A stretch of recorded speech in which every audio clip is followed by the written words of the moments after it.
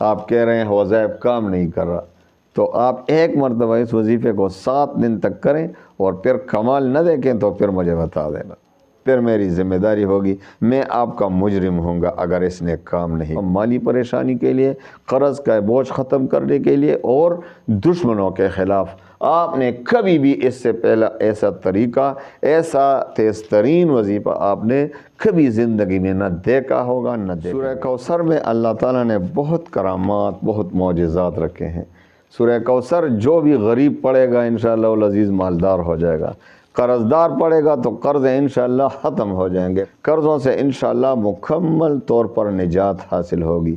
دشمن کے خلاف پڑیں گے تو دشمن آپ سے معافی مانگنے پر مجبور ہو جائے گا، دشمن آپ کے قدموں میں پڑے گا انشاءاللہ، دشمن ایسا ذلیل ہوگا کہ آپ نے کبھی ایسا ذلیل نہیں دیکھا ہوگا۔ تو 3 کاموں کے لیے، مالی پریشانی، غربت کا خاتمہ اور قرض کا بوجھ، یہ تو ایک ہی چیزیں ہیں، ایک ہی بات ہے۔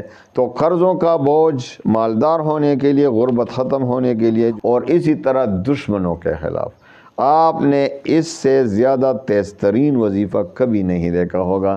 اور انشاءاللہ العزیز ابھی تو ویسے ہی وظائف پڑھنا آسان ہے کیونکہ رمضان آ رہا ہے، تو یہ میں نہیں کہتا کہ میں یہ وظیفہ صرف رمضان کے لیے ہے، بلکہ میرا مطلب یہ ہے کہ رمضان میں وظیفے اثر بھی زیادہ کرے گا کیونکہ ہماری توجہ بھی اللہ کی طرف زیادہ ہوتی ہے، کیونکہ بھائی اللہ کے لیے پیاسے ہیں، اللہ کے لیے بھوکے ہیں اور روزہ رکھ رہے ہیں، سحری کر رہے ہیں، تراویح کی نماز پڑھ رہے ہیں، تو ظاہر ہے اس میں اثر بھی زیادہ ہوگا، اور اللہ تعالیٰ کی جو روزہ داروں پر رحمتیں ہیں اس کا نزول بہت زیادہ ہوتا ہے۔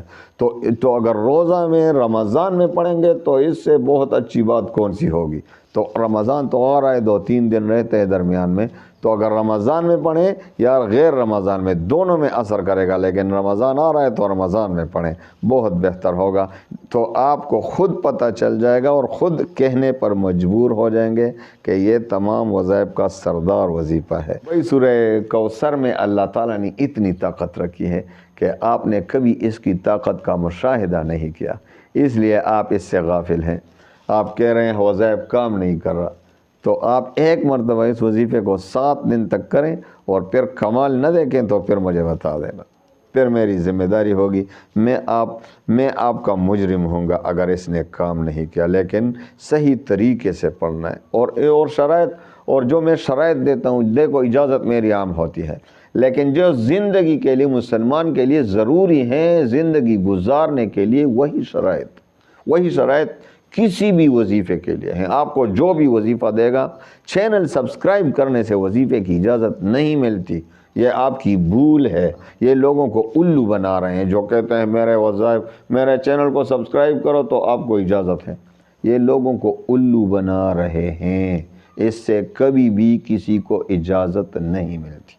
ماشاءاللہ لکھنا کمنٹ میں اچھی سی بات لکھنا، پھر اجازت ہے سبسکرائب کرنا، نہ میں نے کبھی کسی کو اس غرض سے وظیفہ دیا ہے، نہ یوں کبھی کسی کو اجازت دیتا ہوں، نہ اس سے اجازت ملتی ہے۔ ہمیں جو مشائخ سے اجازت ملی ہے تو وہی طریقہ ہے اجازت کا۔ کون سا طریقہ ہے؟ نماز پڑھنا، جو نماز نہیں پڑھے گا اس کا وظیفہ کیا کام کرے گا؟ چینل سبسکرائب کرو تو نماز نہ پڑھو، خیر وظیفہ کام کرے گا؟ پھر کبھی بھی نہیں کرے گا۔ لاکھ چینل سبسکرائب کرو لیکن آپ کا وظیفہ کام تب کرے گا جب آپ میں یہ شرائط ہوں گے۔ 5 وقت کی نماز پابندی کے ساتھ، جو 5 وقت کی نماز نہیں پڑھ، ابھی تو یہ اس لیے کہہ رہا ہوں رمضان میں آسان رہے گا، کیونکہ رمضان میں انسان کو انشاءاللہ پریکٹس ہو جاتی ہے، 5 وقت کی نماز، مسجدیں بھر جاتی ہیں۔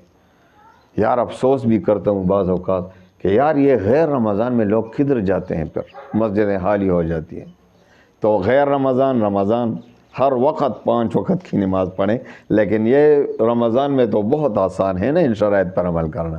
تو 5 وقت کی نماز پابندی کے ساتھ پڑھیں، رزق حلال کی طلب، چونکہ اس پر بھی عمل کرنا آسان ہے۔ جو دیکھو حدیث میں آتا ہے حلال، جس کا کھانا پینا حرام، جس کا لباس حرام، اس کی دعا کیوں کر قبول ہوگی؟ تو یہ تو حدیث ہے نا، تو دعا کیوں کر قبول ہوگی جب پیٹ میں حرام مال پڑا ہو؟ اللہ نہ کرے۔ تو رمضان میں تو ویسے ہی ہم حلال کہیں گے کیونکہ حلال روزی نہیں کر رہے ہیں کیونکہ روزہ ہے، اور حرام کر رہے ہیں تو یہ عقل ہے کسی کا۔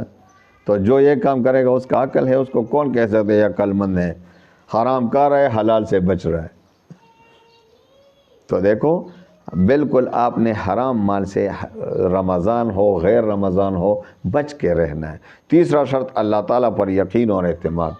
تو یہ بھی رمضان میں بہت آسان ہے، کیونکہ اللہ کے لیے تو روزے رکھ رہے ہیں، سحری کر رہے ہیں، تراویح پڑھ رہے ہیں، راتوں کو تلاوت کر رہے ہیں، دنوں کو تلاوت قرآن کر رہے ہیں۔ رمضان میں بہت زیادہ تلاوت کریں، لیکن ایسا نہ ہو کہ بس کہ بہت جلدی پڑھیں تاکہ میں روزانہ 10 پارے پڑھ سکوں، تاکہ 5 6 7 8 جتنا آسانی سے پڑھیں، لیکن صحیح طور سے پڑھنے کی کوشش کریں، تجوید کے ساتھ پڑھنے کی۔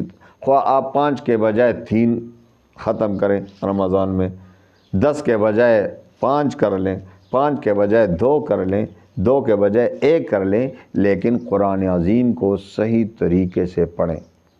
غلط پڑھتے ہیں، غلط ملت پڑھتے ہیں، جلدی پڑھتے ہیں، جان چھڑاتے ہیں، بہت زیادہ ختم کرنے ہیں، لوگوں کو دکھانا ہے کہ میں نے تو بھائی 10 ختم کیے تراویح میں، 10 ختم کیے رمضان میں، تو لوگوں کے دکھانے، اس کی بجائے 2 ختم کریں، 3 ختم کریں، اور اگر 1 ہی کریں لیکن صحیح طریقے سے پڑھیں۔ قرآن کو زیادہ وقت دے، رمضان میں غیر رمضان کی نسبت قرآن کو بہت زیادہ وقت دے۔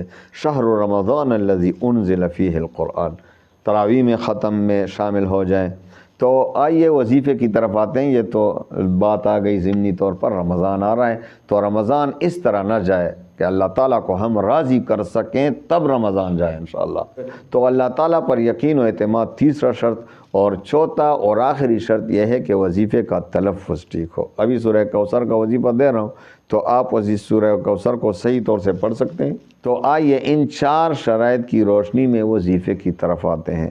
آپ نے تہجد کے وقت یعنی عشاء کی نماز کے وقت جب بھی پڑھیں، سحری سے اذان، صبح کی اذان سے پہلے تک یہ وظیفہ پڑھنا ہے۔ بھائی رمضان میں تو تہجد ویسے ہی پڑھیں نا، 7 دن کا وظیفہ ہے، تو آئیے 2 رکعت صلاۃ حاجت کے پڑھنا ہے، اس کے بعد 11 بار درود شریف پڑھنا ہے، اور 500 بار سورہ کوثر پڑھنا ہے۔ پہلی مرتبہ جب شروع کریں تو اعوذ باللہ بسم اللہ سمیت شروع کریں۔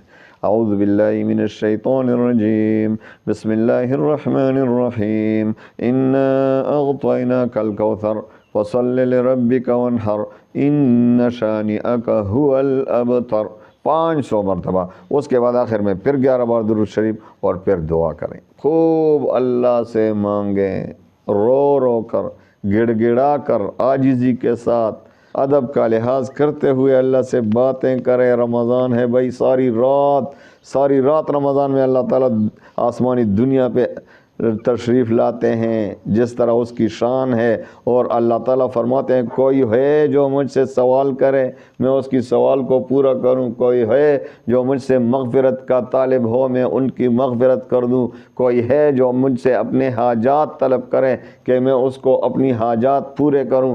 تو وہی اللہ تعالیٰ تو خود فرماتے ہیں ساری رمضان میں، تو پورے رات اللہ تعالیٰ خود فرماتے ہیں بھائی مجھ سے مانگو۔ تو انشاءاللہ العزیز جب ہم مانگنے والے بن جائیں گے تو اللہ تعالیٰ مانگنے سے نہیں تکیں گے، تو اللہ تعالیٰ دینے سے تکنے والا نہیں۔ اللہ تعالیٰ دینے سے کبھی نہیں تکتا، نہ اللہ تعالیٰ کے خزانوں میں کوئی کمی آتی ہے۔ تو خوب صحیح طریقے سے وظیفہ پڑھیں، اور انشاءاللہ خوب صحیح طریقے سے پھر دعا کریں۔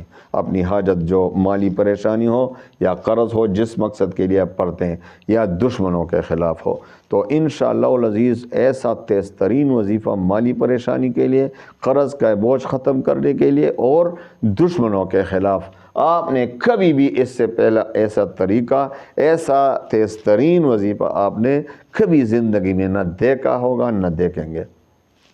بس آپ نے عمل کرنا ہے، اور پھر سورہ کوثر کے معجزات، کرامات اور اس کے کمالات آپ نے خود اپنی آنکھوں سے دیکھنا ہے۔ اللہ تعالیٰ تمام مسلمانوں کے غموم، ہموم، پریشانیوں کو خوشیوں میں بدل لے۔ وآخر دعوانا ان الحمد للہ رب العالمین۔